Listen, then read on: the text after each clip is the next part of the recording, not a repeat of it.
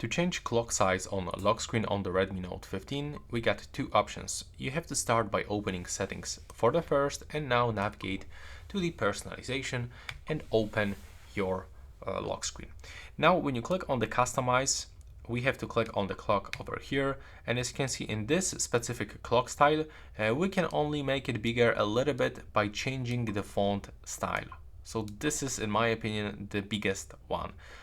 But this is actually everything that we can do for this one. But if you want to get the clock much bigger, you have to close this one, click cancel, and you have to pick the clock that basically looks bigger, like this one, or for example this one. This is probably the biggest clock that you can find on this smartphone. Yeah, this is the biggest one.